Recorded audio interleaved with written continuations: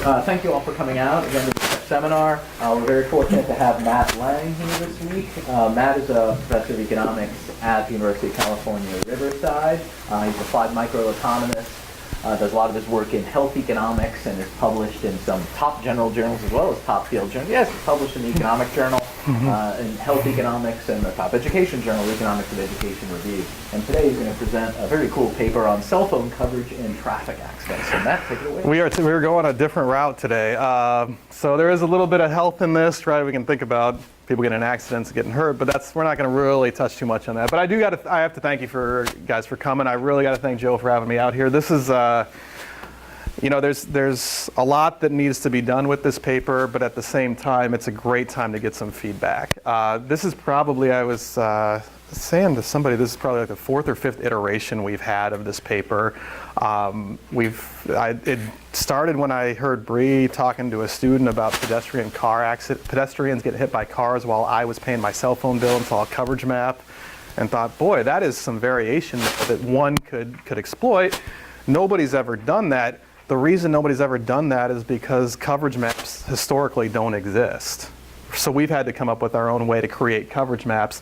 So that's what you see here is cell phone coverage in traffic accidents, new evidence using cell phone towers. So again, this is one of those talks where this paper's not polished, and I actually kind of like presenting papers that do need some work because your comments will be what guide the next step in this paper. So motivation for this paper, in many ways, very straightforward, right? You have your own anecdotes about passing people in the left lane going slow on a phone, right? But ultimately, cell phone subscribers have gone up as much as you think.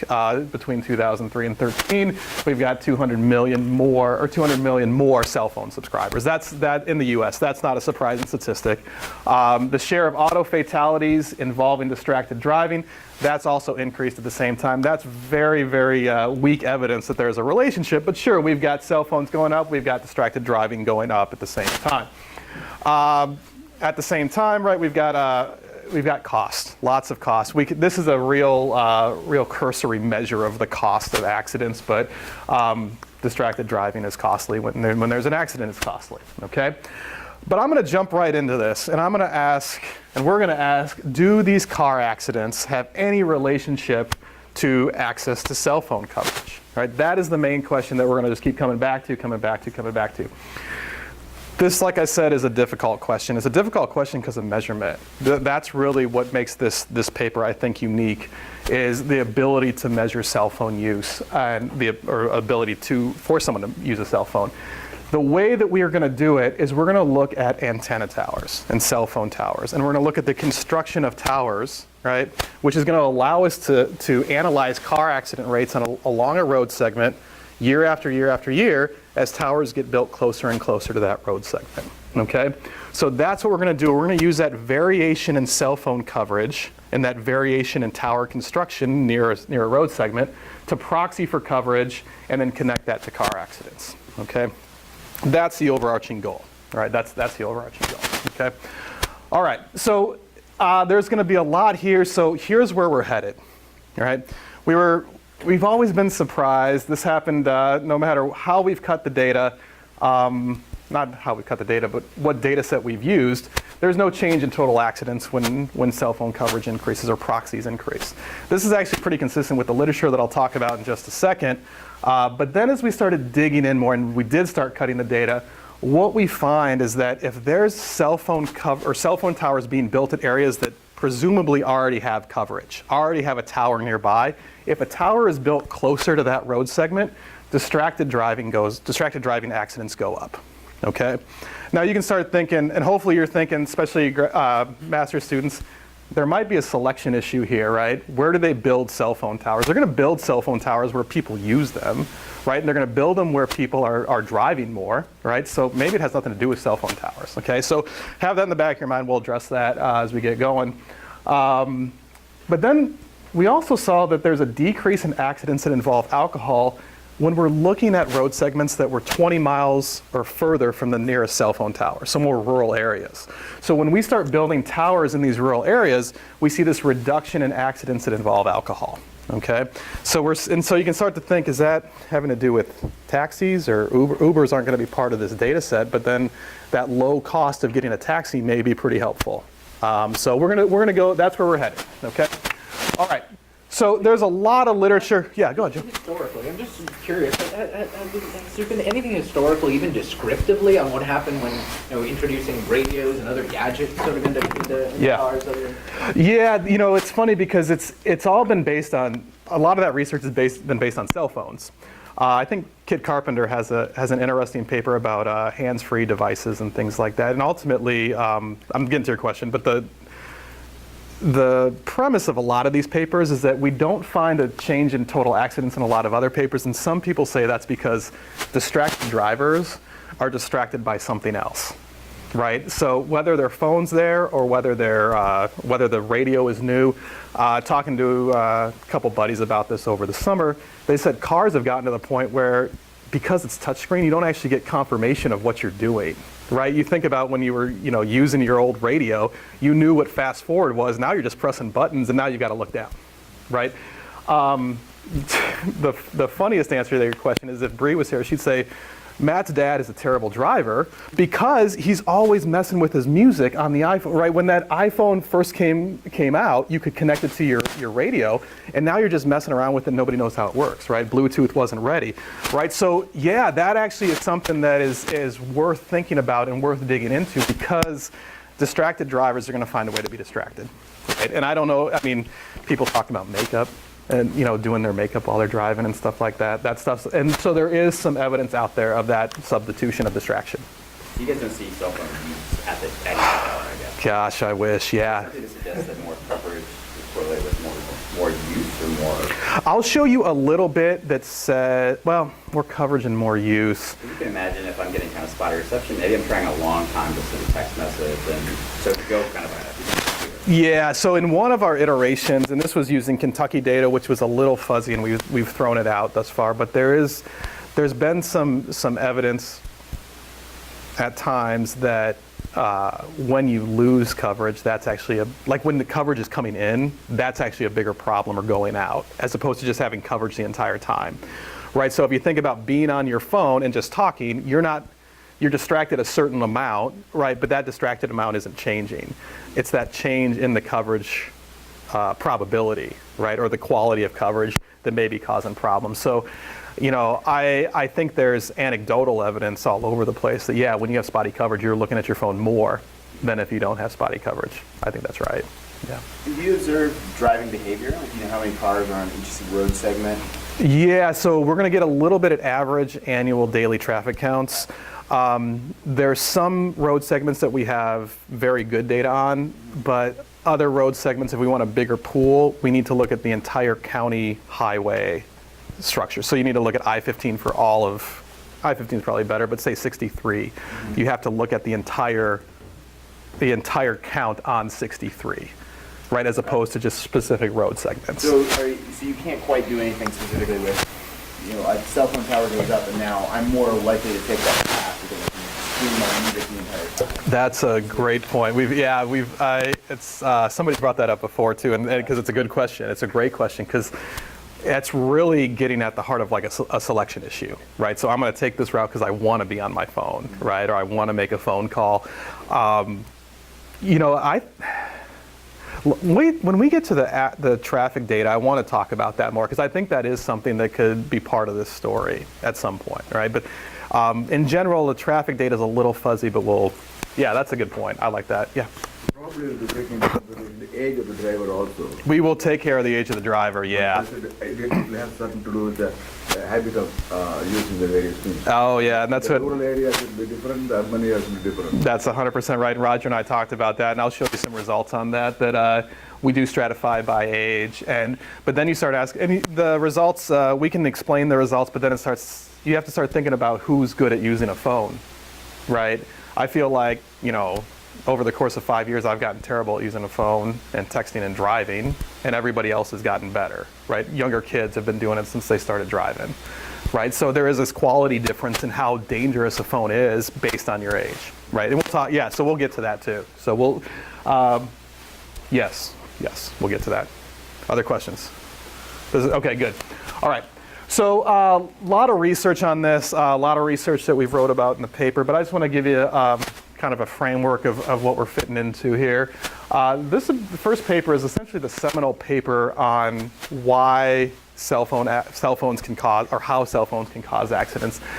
This is a paper in the New England Journal of Medicine back in '97, and what they did is they matched accident records to cell phone use.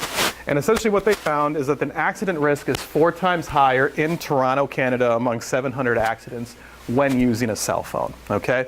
Again, fine paper, good paper. Obviously, the New England Journal of Medicine is a great journal, but it doesn't really get at kind of this macro level thought about what happens when you have coverage or what happens when cell phones become popular, okay? More in the econ world, a lot of bans have been used. Cell phone bans, there's some sort of cell phone ban in every state but one, Montana.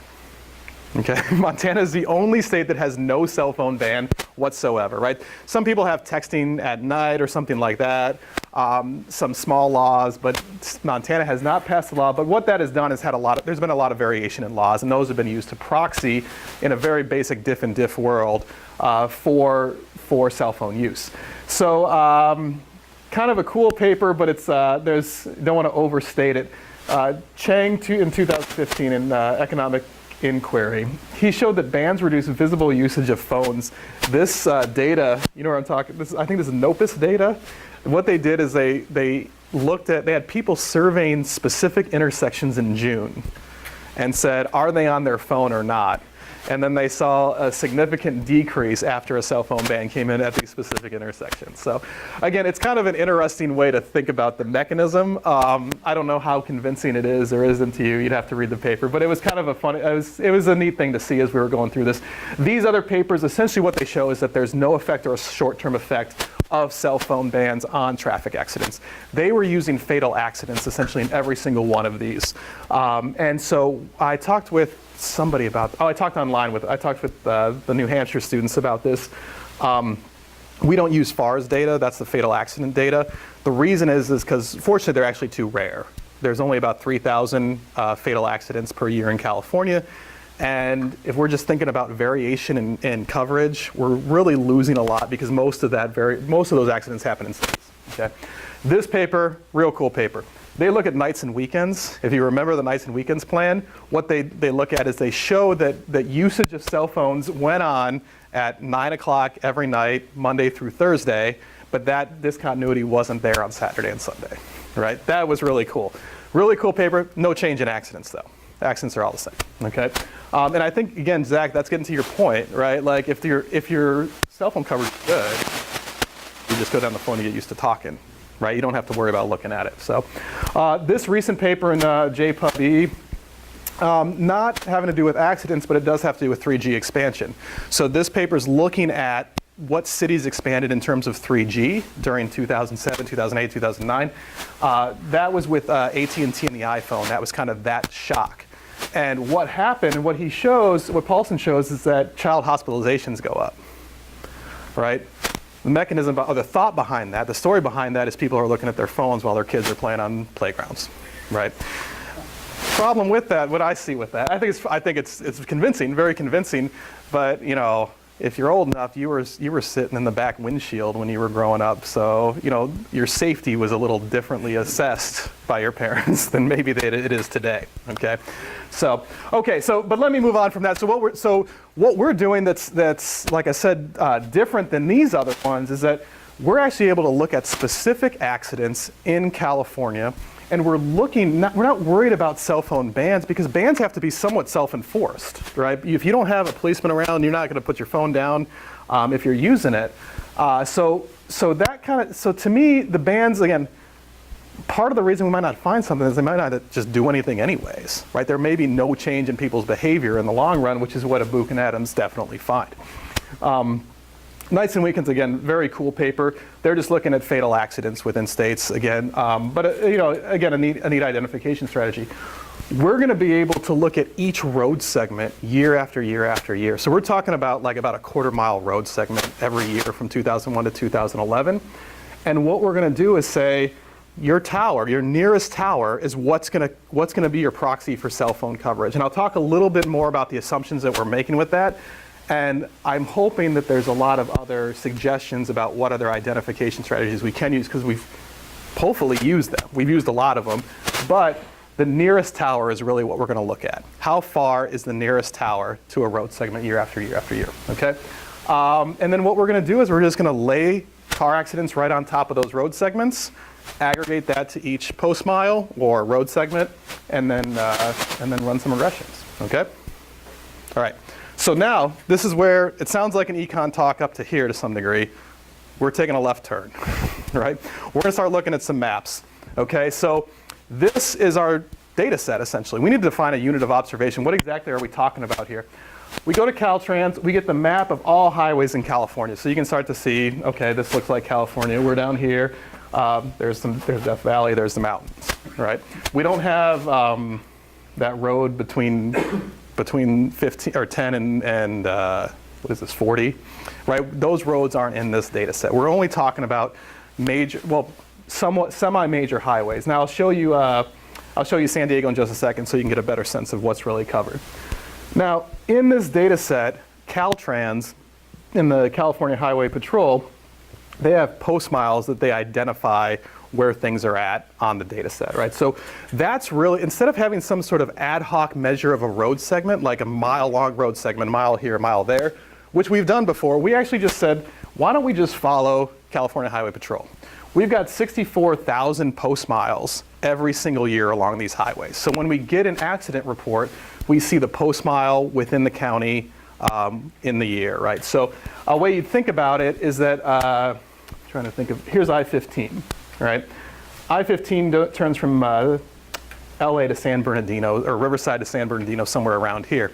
It actually resets every county. That's what makes this a little different. That's why, so it's a county issue for these patrolmen, right? So that's why they have these post miles. So mile 1 is like right on the border between San Bernardino and Riverside, okay? So you can think of this as our unit of observation. We're going to just attach everything to post miles, right? We're going to attach, so instead of saying, well, how far is this road segment to the nearest tower? What about this one? What about this one? That's an infinite number of road segments. We can't do that. We're just going to say, let's look at the road segment to the closest tower. That's going to be our unit of observation. And I'll talk a little bit more about that. But here's San Diego, all right? And I learned that San Diego State is not on the beach. I just assumed everything was on the beach in San Diego, but it's not, right? So, but what you can start to say, okay, well, here's I-8, right? And these post miles start to spread out a little bit, right, as we get further out into the desert. But don't overweight these distances, because it actually, the average distance between post miles, like I said, is about a quarter mile, and only 1% of the post mile differences are more than 2 miles apart. All right, so we're dealing with a small segment of the road here, okay? All right, so we've got our post miles, right? That's our unit of observation. If you guys are thinking about your data, right, that's kind of like person 1, person 2, person 3, right? That's our post mile, all right? Then we've got to attach these accidents to it, right? So we're going to report, we got the collisions reported by the California Highway Patrol. We've got, like I said, the county route number and post mile. And we've got data started in 2001, and then it gets incomplete after 2011. We're a little bummed about that. There's not much we can do about it. But at the same time, most of our variation is not coming after 2011. We're pretty saturated on coverage, especially today. What we'd really like is to get further back. That's what we're really trying to do. If we can get back to the 90s, I think that's where we're going to find a lot of variation. So in most incidents, as you're reading here, we've got, we know whether a cell phone is used in 2001, and we also know whether there's distraction or inattention in 2001. After 2001, these categories are combined, which is a little bit of a problem too. It'd be nice if we could just have cell phones separated the entire time. So what we do is we just throw cell phones into inattention in 2001. We see there's no real jump between 2001 and 2002, right? So we just have essentially inattention or distraction the entire time. So this is the universe of for collisions that are recorded by California Highway. That is exactly right. That's right. Do you have any idea of how many accidents may go unreported at all? Oh. You can't collect that, but No, and that's a great point. And it's, again, I was talking to on Skype earlier today about when you think about accidents involving cell phones, what kind of accidents are you talking about? There's major accidents, we can deal with those and talk about those, but like, what about the fender bender in the parking lot because you were just looking down at your phone? Maybe you just kind of don't want to have insurance deal with that and stuff like that. That's a question that we're still trying to dig through, and we do wonder if insurance claims could help us, right? Yeah. Just to get a sense of what we're talking about here. Is there a lot of minor collisions in this insurance claim data or not, right? right. I So- mean, you just be worried that the misreporting isn't random to the nature of the accident. Not at all. So. That's exactly right. So the one thing we can do is we can look at, there's CHP data and then there's Caltrans data. And we can get at whether it was like a major or minor accident and just kind of see if there's just something that we can kind of dig into that data a little bit, I guess is where I'm going with that. I can talk in circles about it, but ultimately I think you're right that there is something having to do with reporting that 100% of major accidents will be reported. Not 100% of the small accidents. That's exactly right. So we're trying to figure out what kind of bias that would bring into our results, I think is really what, if we could identify the bias, then I think that would help more than anything, right? So, do you have whether alcohol was used or was involved in the accident? We also have the age of the drivers. Now, the one thing I want to point out about these two is we do have to be careful because this is reported data, right? So you may have a policeman that's just or policewoman that's really thinking that cell phones are a problem and may report more often than another one. That a cell phone was used or may look for that cell phone usage. Same thing with alcohol, you can make the same argument, right? So this is all subject to reporting by the police. So we have to just keep that in mind as we're moving forward, okay? All right, so kind of the big thing that I want everyone to keep in, or to really illustrate here is how do we actually assign a road segment to a post mile? Okay, so I've been talking about these road segments, and then post miles. What do I actually mean by this, okay?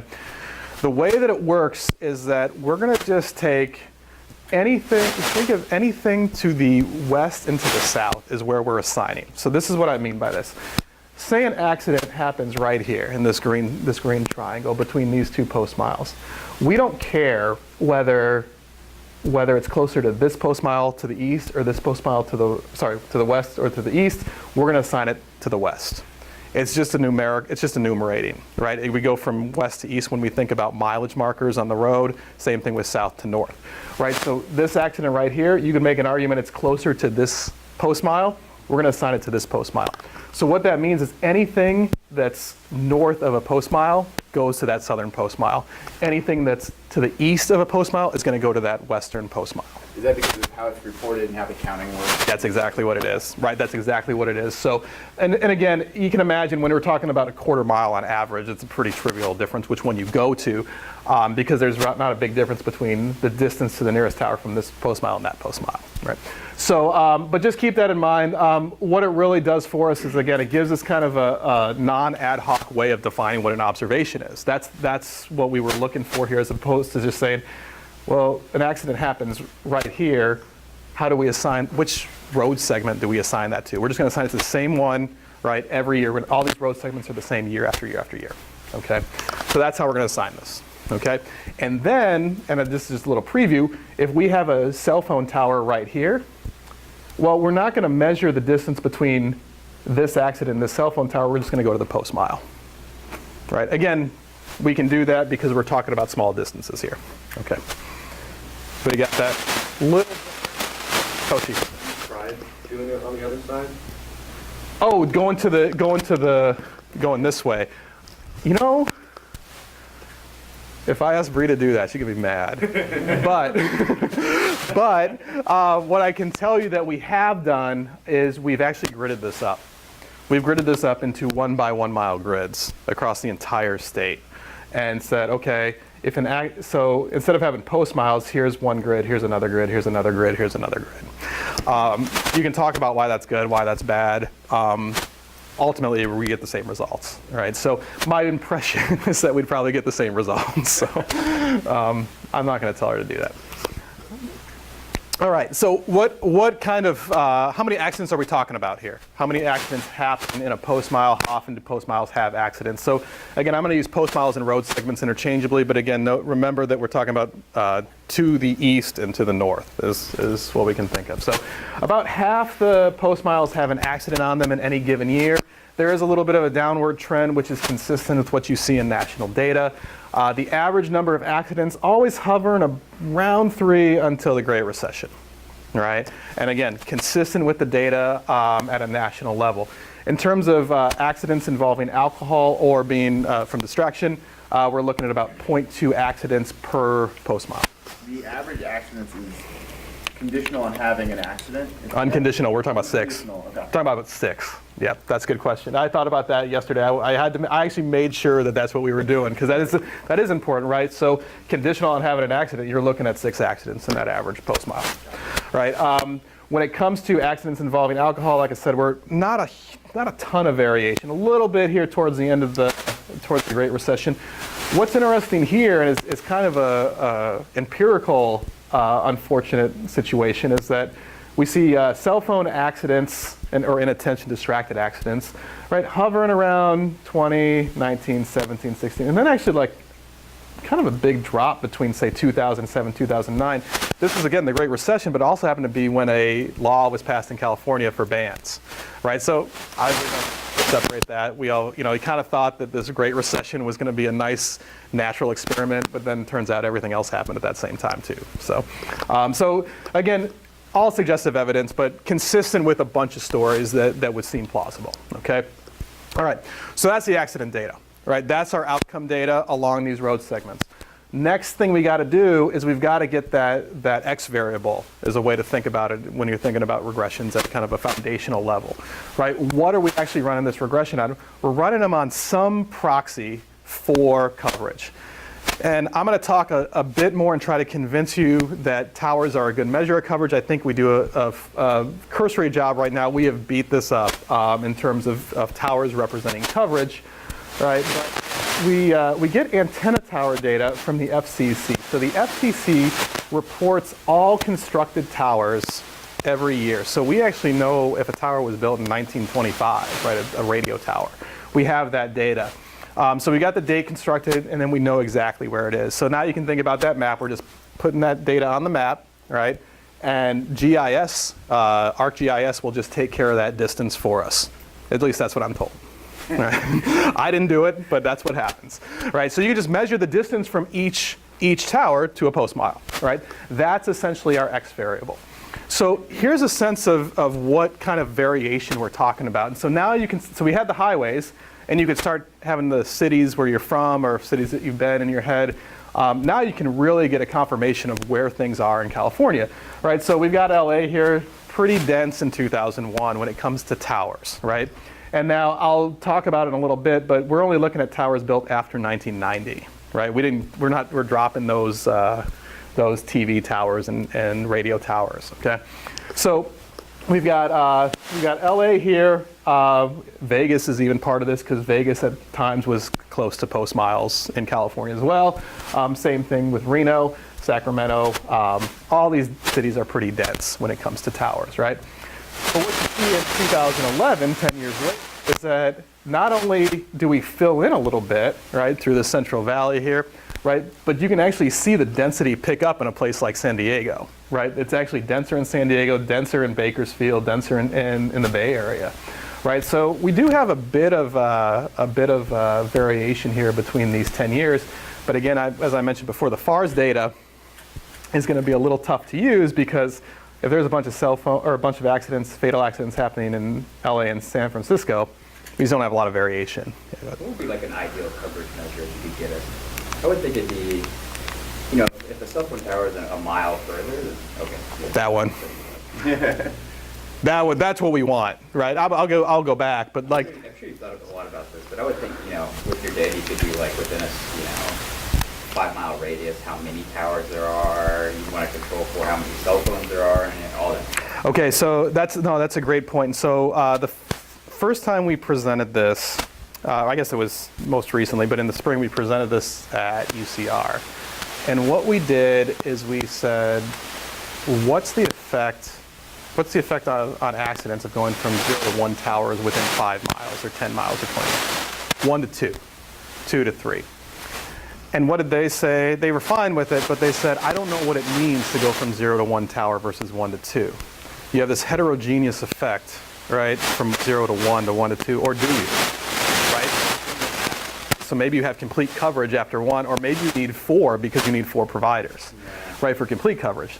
So they said, you know what you need to do, and you're going to laugh about this, is that they said you need to go do machine learning and predict the probability of coverage using the little data you have on actual coverage today. And so that leads into a bunch of problems that we can talk about, but ultimately you overfit the data. And so what happens is that this area right here in 2016 has coverage because there's a stronger cell tower right here 40 miles away. Here, there's no coverage. It's 30 miles from the nearest tower. So when we extrapolate backwards, if you're 40 miles away from a tower, you have coverage. It's more likely to have coverage than if you're 30 miles away because of this kind of machine learning overfitting of the data, right?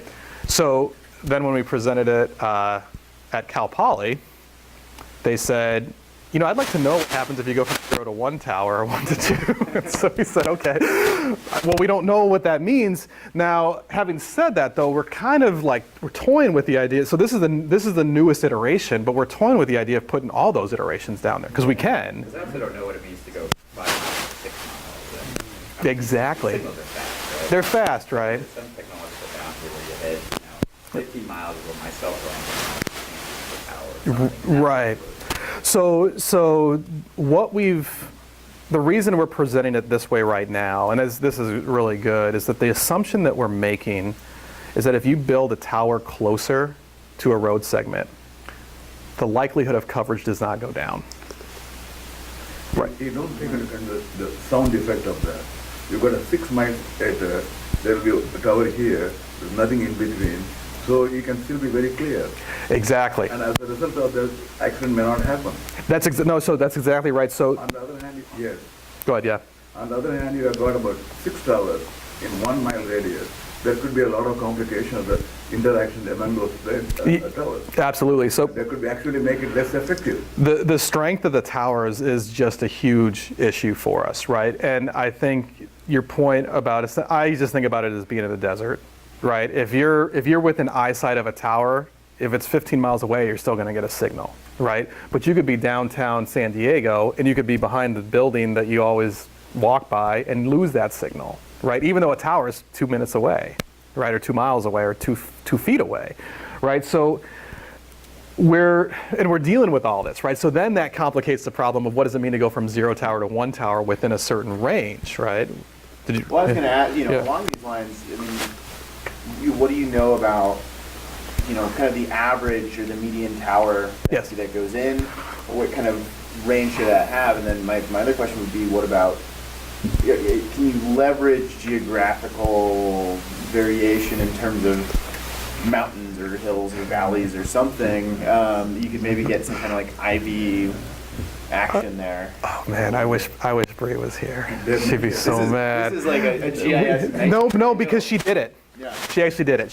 She got the standard deviation of elevation within a 20-mile radius of a 1 mile plot, right? And so there's a bunch of different ways you can do it.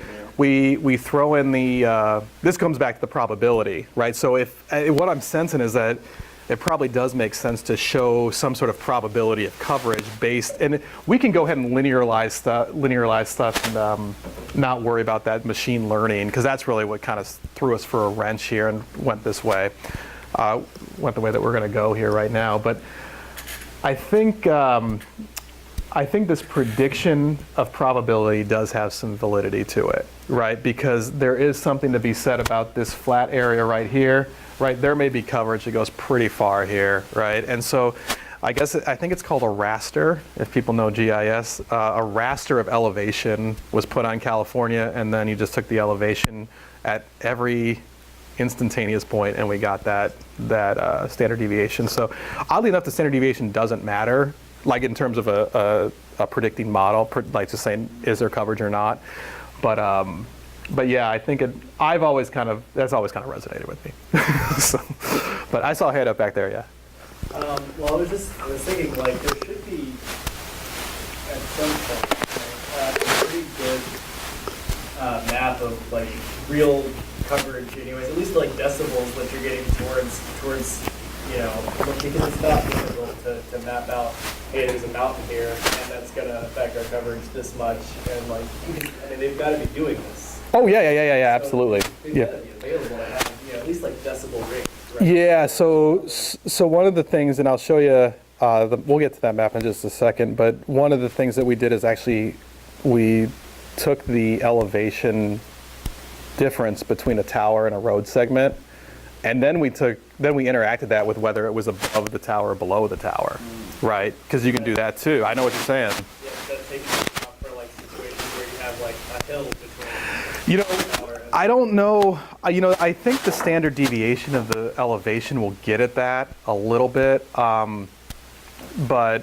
I think I know what you're saying, that there is these points that have, again, I think for me it's going through Highway 60 where you're cutting through these hills and all of a sudden there's a cell phone tower right in the middle of it. Yeah. You get great coverage there, but then again, a mile down the road you don't. Yeah. I have a really Yeah. pedantic idea. Oh yeah, no, this is good. No, this is. That you could do that would get at this. And Yeah. potentially a better measure than this, than the standard deviation. Yeah. Right? So in GIS, what you're doing is you have your mile marker and you have your XY coordinates Yeah. of the tower. Yeah. And well, I'm guessing the distance that you calculated was Euclidean distance. Yeah. Just on a map, just given an Yeah, XY plane. I know where you're headed. Yeah. So what you could do is you could use the raster data that you have with elevation, all these different points, and you could have GIS calculate what's called the least cost path from one point to another. Oh, I know what you're talking about. So Yeah. then you can see the difference between the least cost path and the Euclidean distance, and allow that to be a measure of like a variability Yeah. between those 2 points. Yeah. No, and actually, I can confidently say that that's a suggestion, like a low processing power way to do it, right? Because that's kind of the issue is when you do some of these things like a standard deviation, it takes 2 days to Yeah, you run. have to do it This is in super yeah. simple. That's exactly right. And you're right. GIS can do that. That's a clean way to do it. So, but, All of this related to the scientific measurements of that. So can you deal with this kind of thing if you know the scientific impact of those towers, rather than taking into the measurement of that one? See, you are trying to determine the accident on the basis of tower cell efficiency or cell usage, and then age, and also inattention. There are got so many things involved in it. Yeah. There are so many interactions among them. That's a different thing. But if you are trying to do that, I think the measurement itself for the cell phone, I think it may be useful if we can consider the scientists to ask what kind of interaction is there. Then there are so many interactions, let's say, the cluster of towers are there, then you can use. are you saying that you're saying the measure of the strength of the coverage? Yeah. So, and I think that, and we've talked to a couple engineers about this, right? And again, it kind of comes back to the issue that, and it was what you brought up before, in a dense area, these towers get overloaded, right? And then they change the angle of the antenna so it doesn't actually go as far because it will get overloaded. In a rural area, this tower, you can bet, right, has got a big spread, right? There's not a lot of change in coverage along this route or strength of the tower. I agree. So, there is something that I think we could possibly do based on the density of towers, and maybe do something with that and say in areas where there's a lot of towers, that is suggestive that maybe the towers don't go as far. I think that's definitely something we can mess with, yeah. So, okay. But I got to get to this coverage map, because this coverage map's that's gonna be what we want, but we just don't have it every year. So like I said, we're gonna measure the distance to the nearest tower from each post mile, right? That's gonna be our center there. And so I probably should have moved the slide forward. Towers are not a perfect phone coverage, right? There's a lot of things going on that can cause some measurement error. One of the issues is that, like I said, not all the towers are leased to cell phone companies. Now, having said that, when we think about towers that are being built more recently, we don't have TV tower after TV tower, right? We're talking about, you see the cell phone towers now, they look like palm trees, right? They're all over the place, okay? So, and anything, and I'll bring this up later, anytime you see something like, we only use towers built after 1990, the results are the same if we use 85 or 95, right? We've looked at all the different types of cutoffs throughout all this. So, we're reasonably confident we're measuring cell phone coverage or cell phone towers here. And like was just mentioned, these tower ranges can be based on a number of factors. It can be based on standard deviation or this hill. Like I said, I like the Euclidean distance because that's computationally that's possible to do quickly. So how many towers are there? So you can think of this as January 2001, 3,000 towers in California, right? 3,100 towers. There were 409 towers constructed. By January 2002, you got 3,500. Right? By the time we hit 2011, right, we had just built 309 towers. In 2010, we got about 6,000 towers. Right? So we've got a doubling of towers in this 10 years. Right? And that seems, again, consistent with this increase in cell phone usage. Unsurprisingly, the distance to the nearest tower from a post mile, on average, went down from about 3.7 miles to 2.7 miles. Because that's going to go down no matter what, because we're building more towers. But about a mile closer. Again, just to give you a sense of that, the different way to measure it, how many post miles had no towers within 20 miles, a 20-mile circle. We went from 1,200 to 400. All right, so that kind of rural area, they might have been affected disproportionately more. Okay, this has got too many numbers on it, so let's go to this. This is just this color coding how far each post mile is from the nearest tower. So this is just kind of a cool way to see the growth in towers from 2001 to 2011. So again, we saw all those towers in LA, San Francisco, all these urban areas, right? And these darker green dots are within 5 miles of the nearest tower, lighter green 5 to 10, then 10 to 15. Down here at red, we're looking at more than 20 miles from the nearest tower, okay? And there's a couple things, a lot of things you can be thinking. There's, the one thing is that the red goes away, right? The number of post miles that are more than 20 miles away from the nearest tower, right? We got kind of a big set here, some set here. Now we're just down to a couple strips of road along the entire state. The other thing that I noticed out of this is that things just become really green, right? Even these areas here, right, where there's a little less green, we got just a thick green line here, right? Towers are just getting built here. So that's essentially the variation that we're capturing here, right? That's what we're capturing, okay? Now, kind of one of the elephants in the room with this paper is, do these towers actually represent coverage, right? That's kind of what all these questions are about, right? And it's extremely important. This is our ideal data. So back to your point, Zach, this is awesome, right? The last 2 years, the FCC is, and they're going to do it again this year, they're making these providers say what their coverage map is, right? So we've just got voice here, right? But this is California in 2016 or December 2015, right? And the green areas have coverage, the white areas don't. And California is covered, right? Essentially all of California is covered with the exception of here in the desert, mountains, and then up here in these mountains by the northern border, right? So if we could have this every year, that's what we'd use. We don't have it every year, but we do have towers this year. We have towers today. We could use like a first difference. There's no difference between 15 and 16, so it's not like we get any traction there. But let's zoom in. This comes up a little bit, not as good there as here, right? But if we look at this northern border, right, just visually, so this area right here doesn't have coverage. The lighter green doesn't have coverage on here. It actually comes up white here, right? But all it's showing you here is that, look, we've got a bunch of towers here, a bunch of towers here, right? If we were to just draw our own coverage map, we'd all have like a coverage map that looks kind of similar to what's up here, right? There's not a lot of there's some spots that I'm not sure what this tower is. Maybe that's a TV tower, maybe it's a dead TV tower. Nobody built a cell phone there, so there's no coverage around there. There's also towers, this is back to the point that's brought up earlier, this tower might be projecting way out to here because it's sitting on a hill. Right, so there is some oddities up here, but remember, we're zoomed in on like the one place that there's actually variation in coverage in California, right? Now, there's a lot of ways, and I'm going to go back to it, but there's a lot of ways that we could show that these towers are related to coverage, right? What I'm just showing you here is like the most raw statistics that we can give you. And that's if you were a post mile in 2016 that had coverage, your average distance from a tower was 2.3 miles. If you didn't have coverage in 2016, your average distance was 11 miles, right? This is about like the most basic stats 101 way to show it. If you use machine learning, if you use a probit model, if you use whatever way you want to cut this thing, right? The tower distance matters.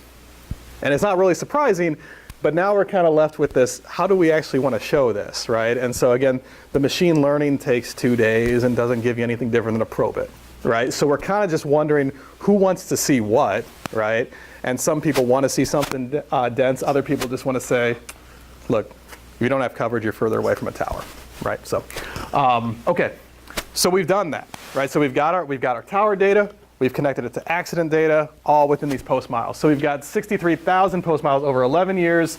We got our accidents, distance, and we're assuming, and we'll talk about this, other attributes of the post mile are constant over time for now. So we got post mile fixed effects is what that means, right? So hopefully, like I said, you're saying traffic's going to change, traffic's going to change, traffic's going to change, and that's going to be kind of the thing we'll get to right at the end here, okay?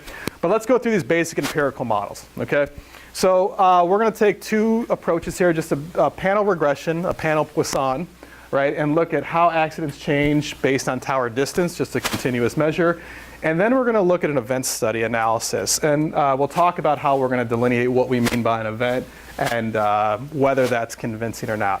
Now, this is just the Poisson specification, where the number of accidents are run on the distance to the nearest tower and fixed effects. We cluster our standard errors on post mile. One of the things about a Poisson is that if there is no accident within that post mile over our time horizon, it actually is dropped from the data, right? So we don't have any post miles in here that don't have at least 1 accident over the 10-year period, okay?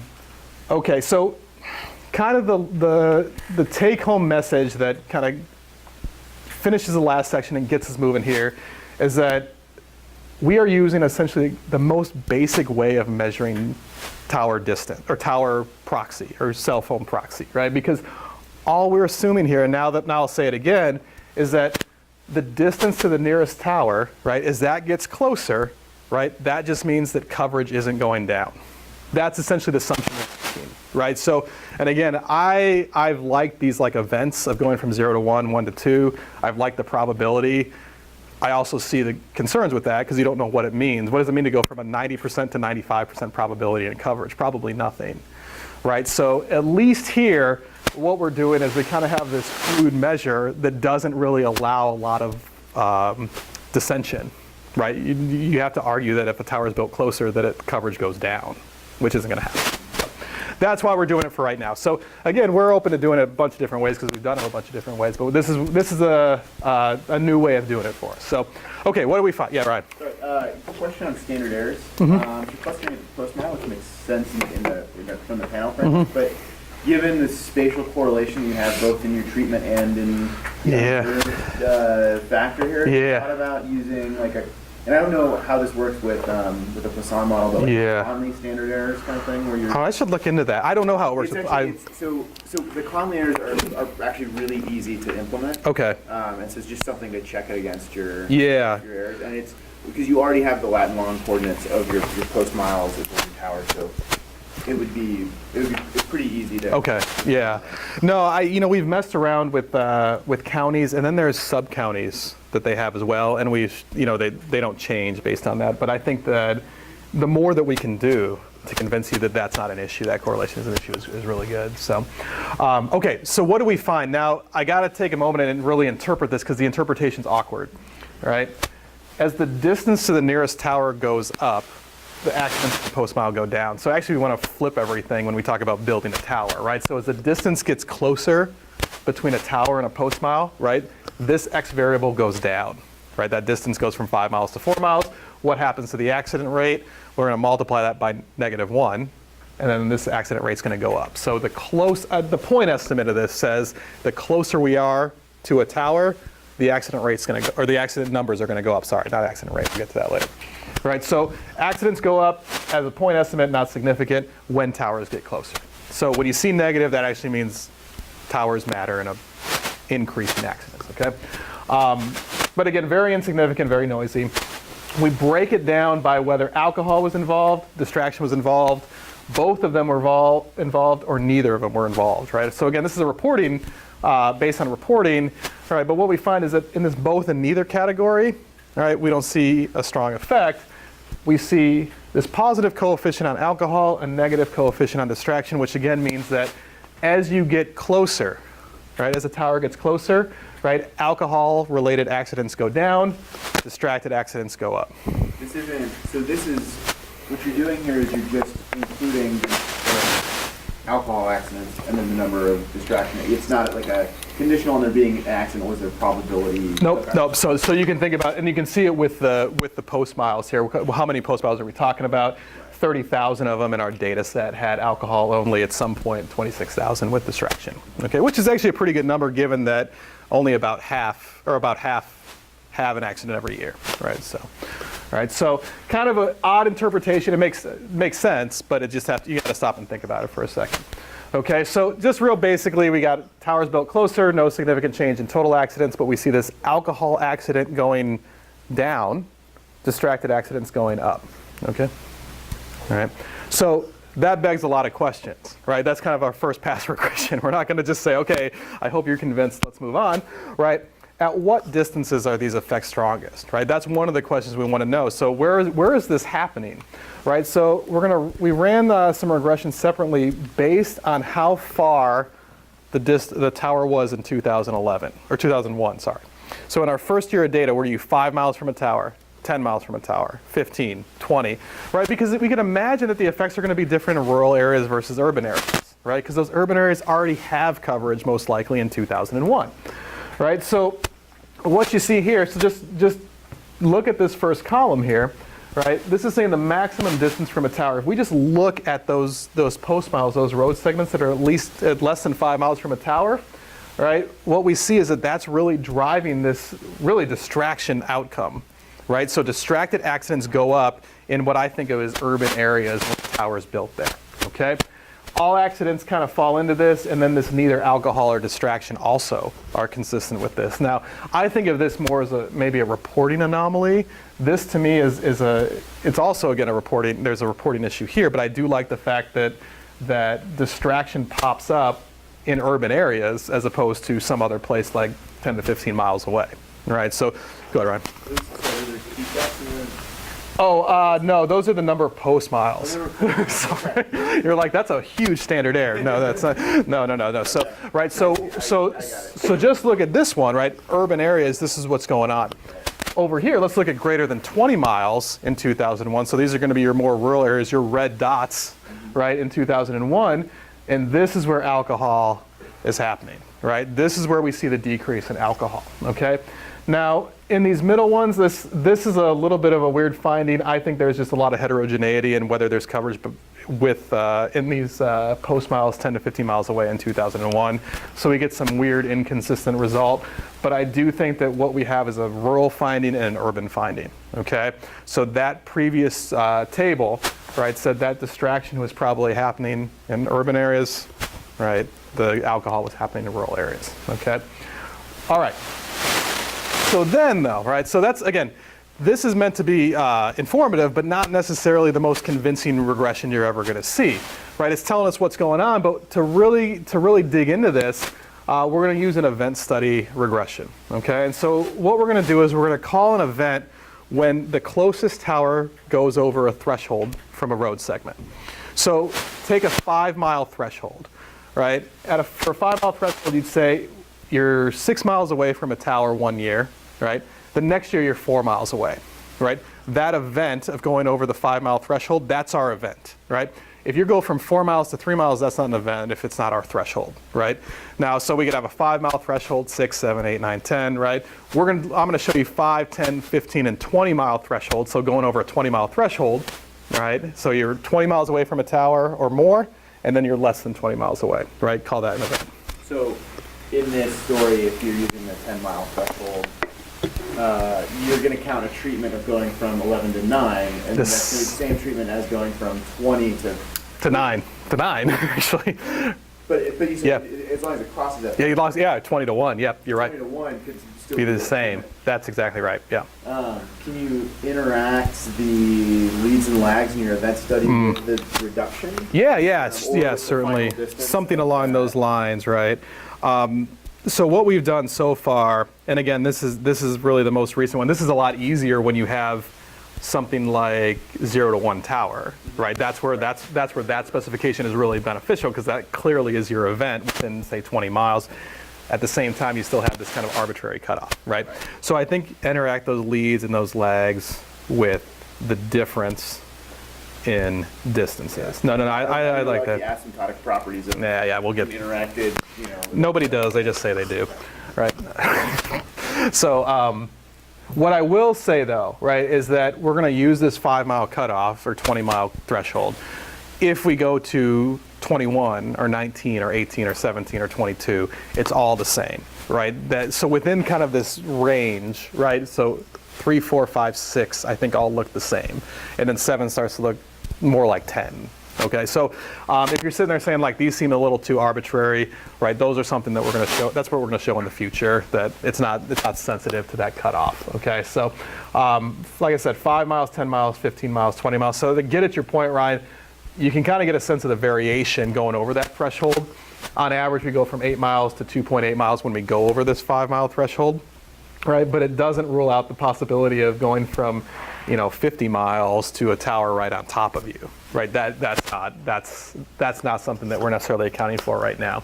But what you see, though, is that, right, we've got a bigger sample here with this 5-mile threshold, then a little bit smaller with 10, 15, and then 20, right? Out here in these rural areas, we've got 128 grids or road segments that go from having a tower with more than 20 miles away to less than 20 miles away. We've got that bigger range, unsurprisingly, right? From 24 miles to 11 miles on average, okay? All right, so I don't have to show you any numbers right now, so that's a good sign, right? We're gonna show you all of this graphically. So you can imagine we run these regressions and we get a coefficient for each lead and lagged year, right? And so we got 4 years before or more and 4 years after, right? A tower is built within 5 miles of a particular road segment. So the way you'd read this is compared to this omitted year, the year that tower is built, right? We don't really see much of a pattern. We see a little spike here, but I wouldn't say there's any discernible pattern leading up to this construction. And then we see a noisy but kind of sustained increase in all accidents. So that's what's explaining our regression results in the panel, okay? When we look at neither alcohol or distraction, right, see kind of the same thing, right? And then this kind of nothing discernible before a tower is built. Then afterwards you can say, okay, well, the point estimates would tell us that the accident amount, the number of accidents go up relative to that omitted year, go up a little bit, go up. Yeah. Again, noisy. Right. So do you run these on just a balanced panel as well, where you chuck out all the ones that don't have the full set of 4 years before and 4 years after? And the reason I ask is because for some of these, you see the big uptick. Yeah, right. You're talking about this. Oh, this one. Yeah. So for those that see the big uptick at the end, you're only identifying that coefficient. Yeah. The road segments that received a change in 2005. Yeah, earlier, that's right. And they're all clumped together too. Right. Yeah. So that's, I think, one thing you might do is just a robustness to say, okay, it'll make it noisier. Sure, but it doesn't have the same pattern. Let's only identify the pattern, within keeping the same changes. Yeah. Right. And then run it and see if you still have those. Yeah. Kind of the big uptick. It's funny because I actually had this same problem. You probably remember in my job market paper. No, you probably don't. I was the first year. I did. Right. So Ryan was I was Ryan's TA in his first year, so that's why you should know that. but he doesn't. He forgot it. He had that problem on every event study, right? And I think that's a great robustness check. Yeah, absolutely. So, but yeah, I think this pattern again.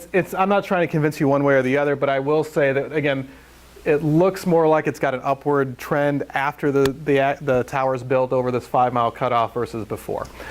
We don't see anything with alcohol and no cell, so alcohol only, or we can think of it as distraction only, right? So this is just kind of flat. This just seems really, really noisy to us, okay? So that's over the 5-mile threshold.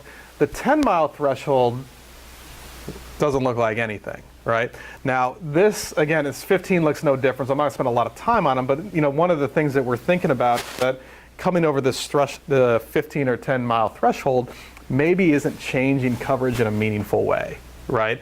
So this right here, you can think of this almost as like an intensive margin change, right? Whereas this going from, say, 13 miles to 8 miles, maybe it's an extensive margin, maybe not, right? It's really hard to tell, so it's not necessarily surprising or shocking we don't get a strong result here at 10 or 15. 20, we see a downward trend on all accidents, so going from being further than 20 miles to less than 20 miles from a tower, right? That comes in, we see this downward trend in accidents. Downward trend in accidents that involve neither alcohol or distraction, just distraction. Here, in alcohol, we see this kind of upward movement in alcohol-related accidents prior to this tower coming in, right? And you can imagine if you look at all these results and the significance levels on this, the excitement that we had when we had this star, right? This significance was really like, oh my gosh. And then we ran it at 19, we ran it at 21, right? We threw linear trends in there and things like that. We clustered on different things, right? We see this slight upward trend in alcohol-related accidents, goes down, right? Have this little pop up. We're not really quite sure what to think about that, but ultimately it just looks like a lot of noise afterwards. So we have a trend, drops, and then we're kind of flat or noisy after that, okay? So this again, this is that 20-mile cutoff that looks nothing like, right, what we saw at 15, 10, or 5, right? 5 just kind of, they're all kind of a mess, right? Here's where I would really like to see that balance panel. Yeah. Because you worry that, that especially thinking about 20 miles, you think about really remote places, and that there might be, you worry that maybe some of these trends could be driven by composition effects. I think that's right. I think that's something we need to rule out for sure, because it's, we're only looking at 140 road segments, right? So, yeah, so I think that's, so a balance panel is one, we're just trying to think of all the different ways that we can convince you that this is a strong, at least a real effect, okay? So kind of what we're thinking here, and we'll get to this later, is that in these urban areas, right, we see this increase in the trend in overall accidents. Don't see as much with alcohol and distraction only, but we do see this trend in neither alcohol or distraction. So accidents seem to be going up in these urban areas when there's this intensity of coverage going up, right? But when we have this shock of potential coverage in these rural areas, right, the thing that we're thinking about is, does this allow the cost of getting a ride to go down enough to cause people to get a taxi? I think of it as like an Uber today, but that's not in our data set. But if you don't have a cell phone or you don't have coverage, how are you going to actually get a ride, right? You got to go talk to the bartender when you're drunk. That's not, I don't think that's happening as much, right? So again, we kind of want to dig into this. We're kind of thinking about geocoding bars and things like that, and trying, but ultimately I don't really quite know. We're kind of stuck on that, right? Kind of stuck on that. We have a story for it. We want it to be more convincing, okay? So those are the main results, right? Those are the main results. But like I said, I'm doing okay on time, right? Yeah. 5-10 minutes? Yeah. Okay, all right, we're good. Because we got to get to traffic, right? Traffic is huge, right? Because like I said, we would be worried, right, if we see this big downward trend in traffic in rural areas, and then we see alcohol-related accidents going down, right? That's a problem, right? If we look at all accidents, if we see the trend going up in traffic, that's a problem too, right?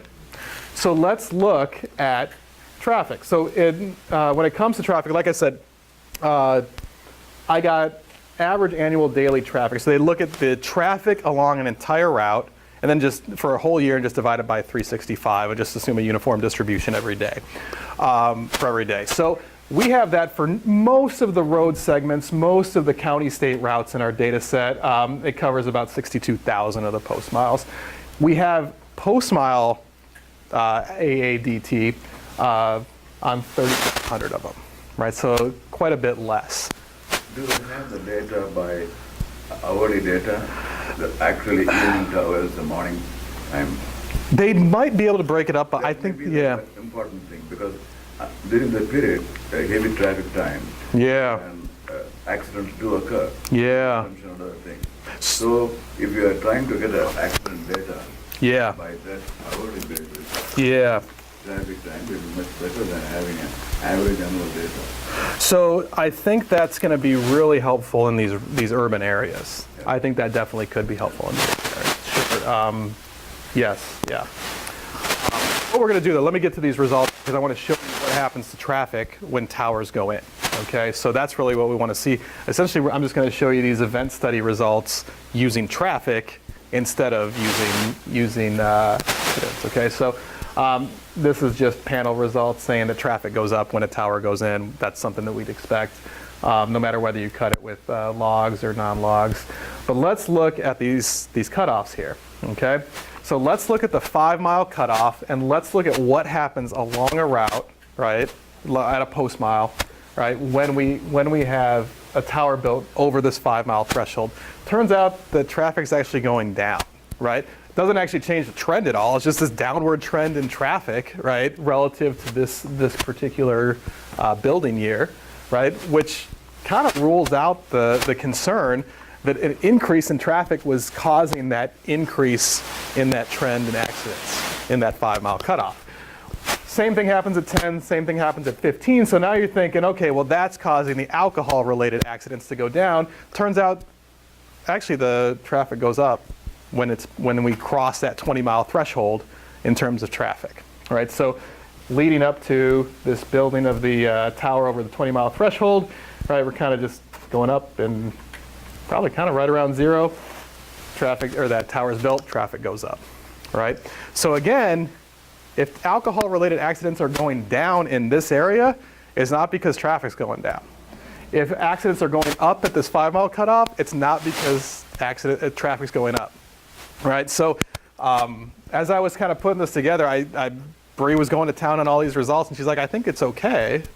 And then I looked at it and I said, this is I can't believe this is what the pattern is, right? I would have never expected an inconsistent pattern in traffic that something is different at 20 miles versus 5. So, and then this is good for the sake of time because we just beat up this traffic thing, right? We use it as a control variable. We use it as an exposure variable in a Poisson model. And really what you see is that when we use it as an exposure, there's no change in our results whatsoever, okay? So I guess a very, very small change, but no change in our conclusions, okay? Okay, so I don't know how they get in there. Either way. All right, age stratification, last thing. One of the ways that we've cut the data, this alcohol result is being driven by those that are less than 50 years old, okay? We can come up with stories with that, but you know, one of the stories is that if you're more than 65, maybe those days are over, right? Something like that. Again, that's all speculative. We haven't really got into that, but we're not, this is not inconsistent with what we'd expect. When it comes to distraction, now this goes to the quality of how good you are using your phone while you're driving, right? This is driven by 30 to 49-year-olds, right? So if you're at fault, right, and you're 30 to 49, you're in this group, that seems to be the group that's driving this. So kind of makes sense that if you're greater than 65, right, you kind of know people that don't want anything to do with this new technology. They're not using it when they're driving, right? They're good at it, right? They're the problem, right? So just one way to cut the data. So, all right, so in summary, this is what we've got. Cell phone towers being closer to a road segment, associated with no change in total accidents, in accidents involving alcohol, that increase in accidents involving distraction. Traffic doesn't seem to explain it, okay?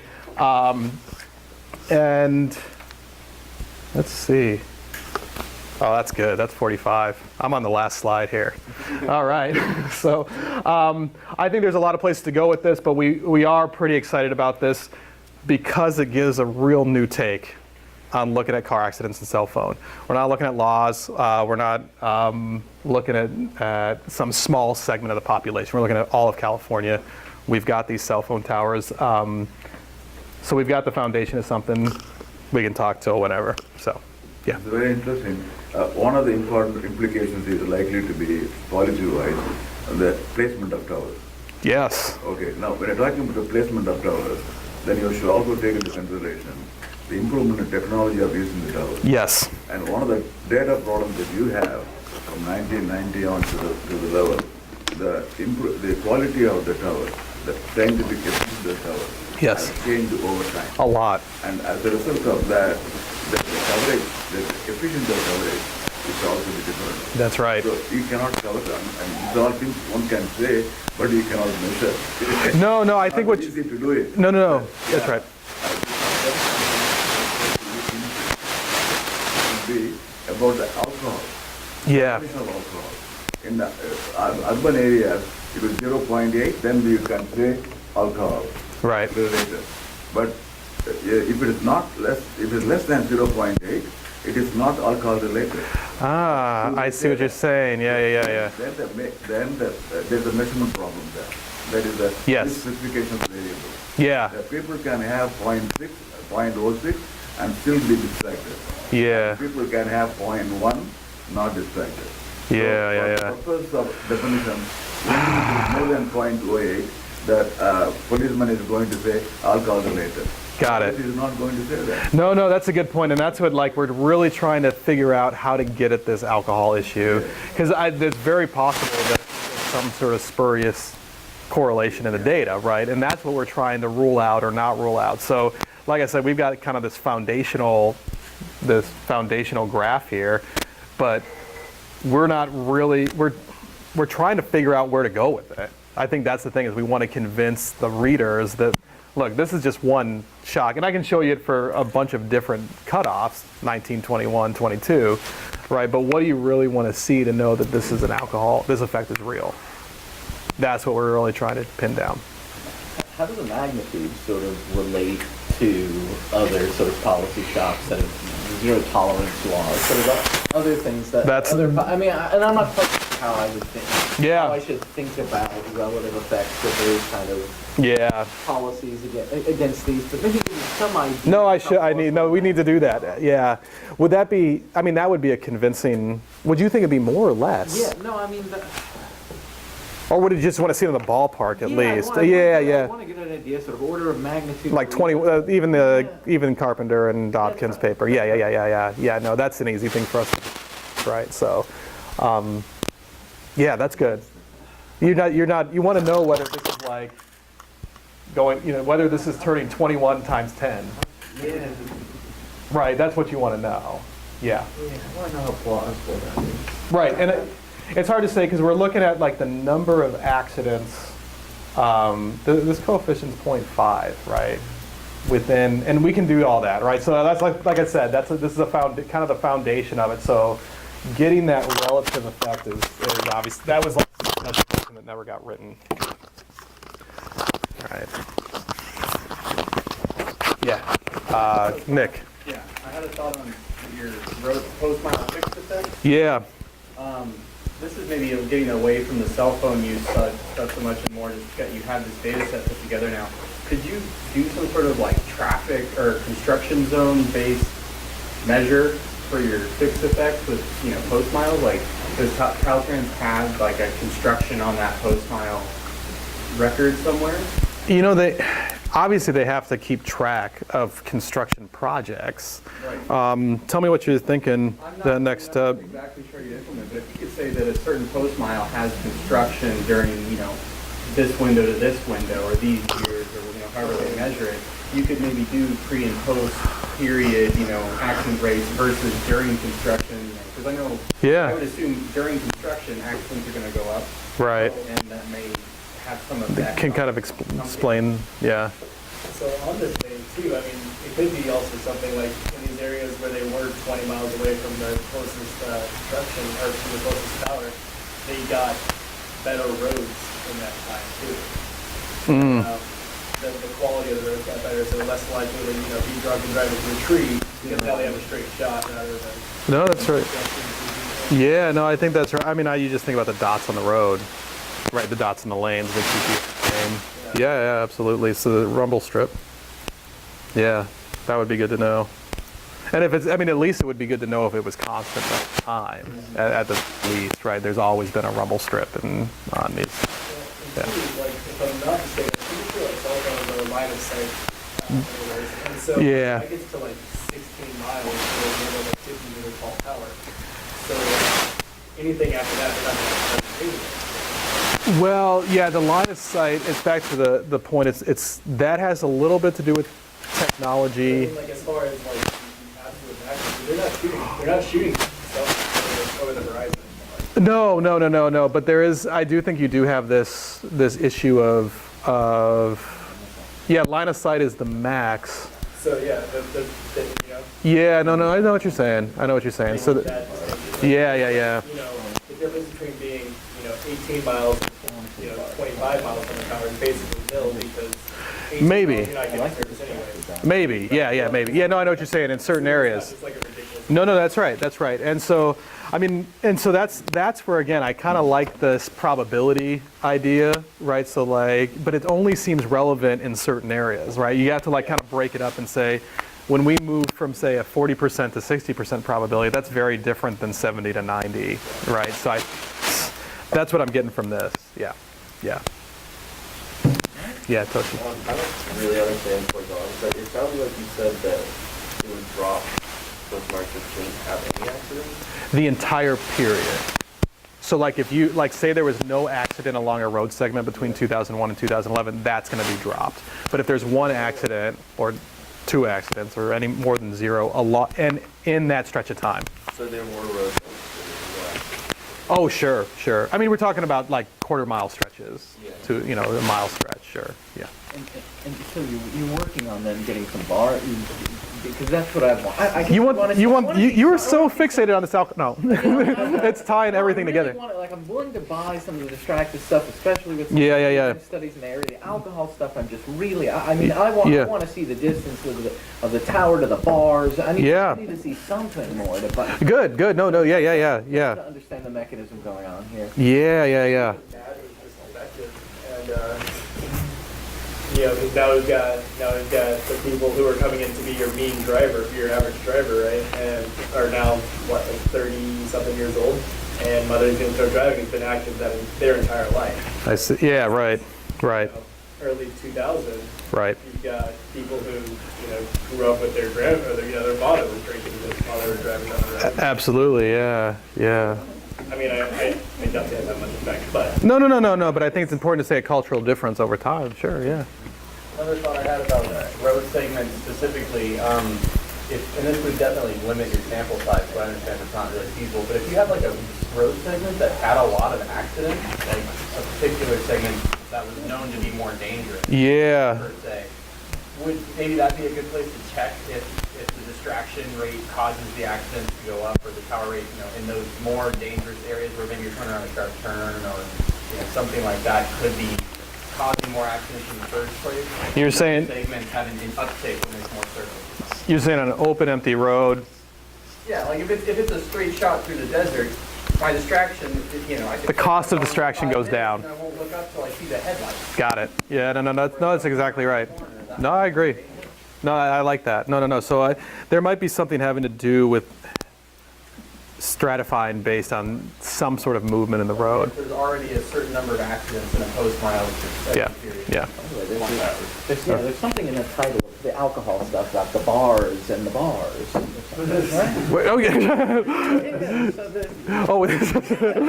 there you go, right? Yeah. Oh God, no, I'm not going to do that. No, thanks, guys. I appreciate it. Next week we'll be back in the